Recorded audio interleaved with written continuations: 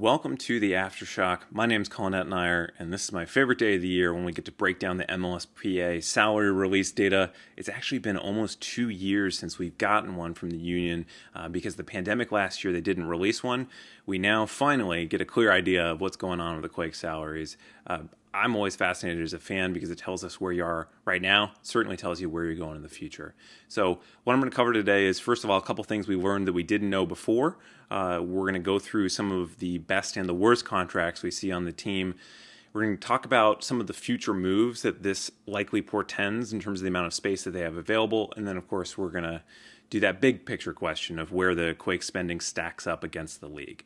So let's talk first of all about a couple of the things that we learned we didn't know before. We now know the exact figure associated with Jackson Ewell's extension, which is now $636,000 a year, richly deserved for his play on the field. He's now, of course, a team leader as well, serving as captain when Wando's not on the field.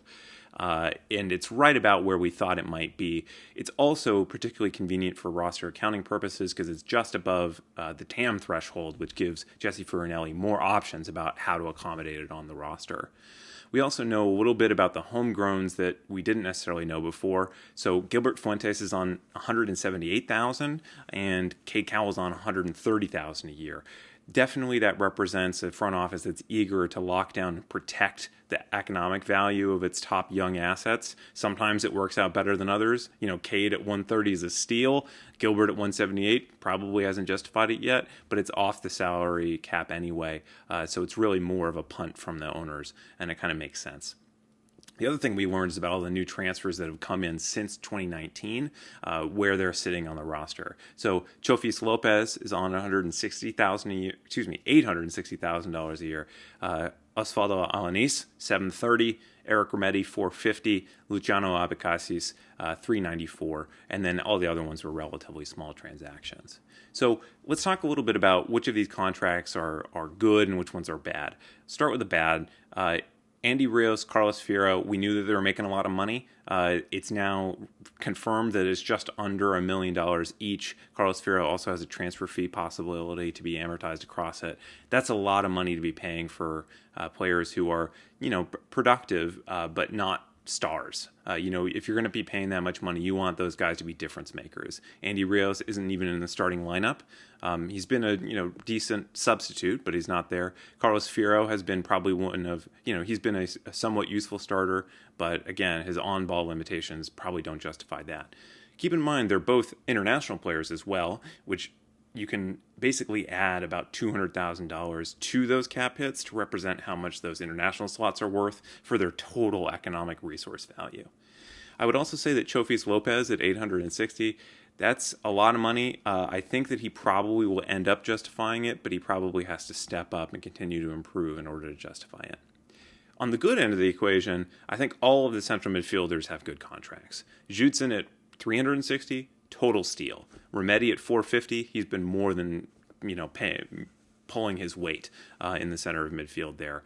And Jackson Ewell, as mentioned before, star of the team, he's on a good deal. Those are all great deals. The other category of great deals for me are guys who aren't even on the budget at all. JT Marcinkowski at $177,000, Cade Cowell $130,000 as mentioned before, Paul Marie $88,000. Tanner Beeson, $110,000. All of those are pretty modest salaries given their production levels, and none of them apply to the salary cap because they're all either homegrowns or making a small enough amount of money that they can be on the supplemental roster. If you notice the theme there, all of those guys came through the draft or through the homegrown mechanisms. Those are great ways to get value. Ewell, of course, came through that mechanism as well.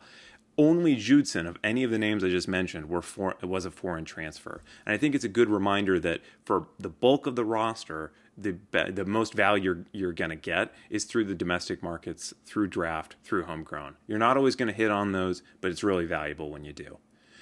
The third thing I want to talk about today is what it tells us about future moves that the Quakes might be making. We knew roughly the shape and size of the cash that they had available. Remember, TAM, GAM, and cap spacers. For the average fan, you might as well just consider them the same thing. What we know today with reasonable certainty, although not complete certainty, is that we're spending about $7.9 million in TAM, GAM, and cap space, and that there's a limit of around $9.25 in TAM, CAM, and GAP. GAM and cap. That leaves about $1.3 million to spend, and that will easily accommodate that center back that they've been strongly targeting for this summer using TAM, and probably with a little bit left over to spare. A second major signing, like a designated player, would be pretty difficult to shoehorn into that cap, although not impossible, and they could make some other moves to create that space. But it really looks like that TAM center back is the primary thing that will fit into that space. And anything else, more likely to be a more opportunistic transaction, such as a U22 player or somebody deeper on the roster. One thing that's interesting to note is that at this point, especially with all those USL loans, the Quakes actually have a huge amount of roster space open. They have 3 senior slots open and 2 supplemental roster spots. They only have 1 international spot, which they're probably going to use on that center back, although they have the possibility to do more. The point being, they can add to the depth of this roster quite easily if they find guys from USL or through those kind of homegrown mechanisms. There's plenty of space for them to be added, and even a couple of U22 guys if they find the right fit. Finally, let's close on the big picture here. The Quakes are 22 out of 27 in spending. Average MLS team spending is about 8% up in 2021 versus 2019, but for the Quakes, it's 2% down. Now, of course, they're going to go out and add that center back most likely. That'll push them up their ratings a little bit. Their spending will therefore not necessarily be down on 2019, but other teams are going to be spending too. And so it means that their relative standing probably is going to stay where it is.